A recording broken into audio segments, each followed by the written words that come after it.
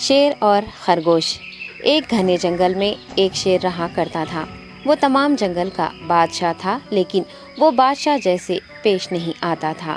ہر دن بے رحمی سے جنگل کے جانوروں کو کھا جایا کرتا تھا۔ شیر کے خوف سے جنگل کے جانور چھپ جایا کرتے تھے اور خود اپنی بھوک و پیاس کو مار کر سخت مشکلات سے دوچار ہونے لگے تھے۔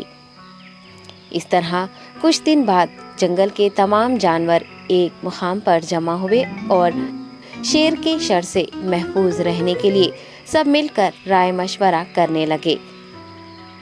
سب نے اپنی اپنی بات رکھی اور آخر میں ایک گیدڑ نے کہا، میرا خیال ہے کہ ہم روز شیر کے ہاتھوں مرنے کے بجائے ہم خود ایک بار شیر کے پاس چلے جائیں۔ اس طرح روزانہ شیر کسی ایک کو کھا لے گا اور ہم سب اپنی اپنی باری سے چلے جائیں گے اور بلا خوف و ڈر سکون سے زندگی گزاریں گے۔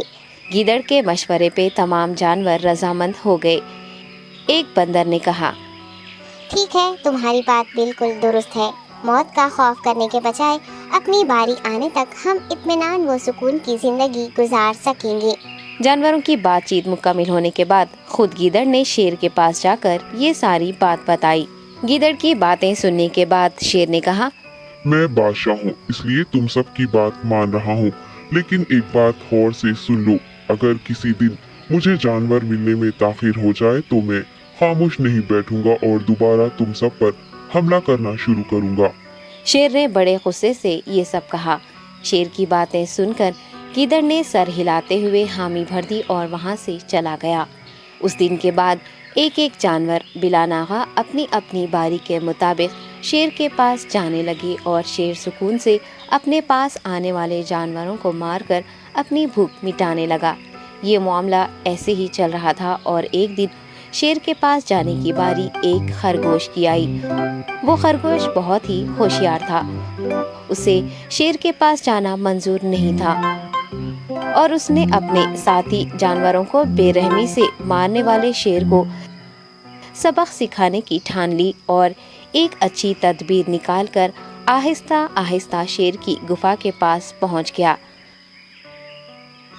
تاخیر ہو جانے سے شیر کافی غصے میں تھا اور خرگوش کو دیکھ کر غصے سے کہنے لگا، میں نے تم سب کو پہلے ہی کہہ دیا تھا، دیر ہو جائے تو میں خاموش نہیں بیٹھوں گا۔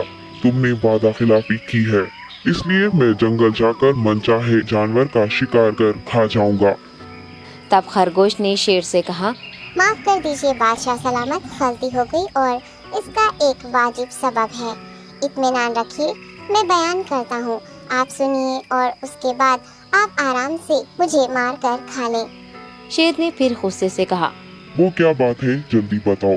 خرگوش نے کہا، بادشاہ سلامت، میں آپ کے پاس آ رہا تھا اور راستے میں مجھے ایک شیر مل گیا اور مجھے مارنے کے لیے آگے بڑھنے لگا۔ میں نے آپ کی بہادری کی بات اس شیر کے سامنے رکھی، لیکن وہ شیر آپ کے بارے میں بہت برا بھلا کہنے لگا۔ یہ سن کر میں نے غصے سے کہا، تم ہمارے جنگل کے نہیں ہو، ہمارے بادشاہ کے بارے میں ایسی باتیں مت کہو۔ یہ سن کر وہ شیر مجھ پر حملہ کرنے کے لیے تیار ہو گیا۔ یہ دیکھ کر میں نے کہا، تم مجھے مارو گے تو ہمارے بادشاہ تمہیں ہرگز نہیں بخشیں گے۔ تب اس شیر نے کہا، تمہارا بادشاہ میرا کیا کر لے گا؟ میں نے کئی ہاتھیوں کو اپنے پنجے سے مار گرایا ہے، تمہارا بادشاہ ہو یا کوئی اور ہو، میرے ہاتھوں بچ نہیں سکتا اور میرے سامنے کوئی ٹک نہیں سکتا، میں اسے ختم کروں گا۔ یہ سب بدتمیزی کرنے لگا۔ میں نے اس شیر سے کہا، تم ہمارے بادشاہ سے آ کر بات کرو۔ تب اس نے فخر سے کہا، میں کیوں آؤں؟ تمہارے بادشاہ میں دم ہے تو اسے ہی یہاں لے کر آؤ۔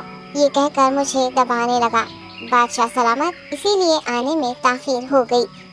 یہ سنتے ہی شیر غصے سے کہنے لگا، چلو ابھی چلتے ہیں، اسے ختم کر دوں گا۔ یہ سننے کے بعد خرگوش نے شیر کو جنگل کے درمیان موجود ایک کنویں کے پاس لے گیا۔ خرگوش نے کہا، بادشاہ اس کے اندر دیکھیے، وہ وہاں آپ کا بے صبری سے انتظار کر رہا ہے، آپ اسے اچھا سبق سکھائیے۔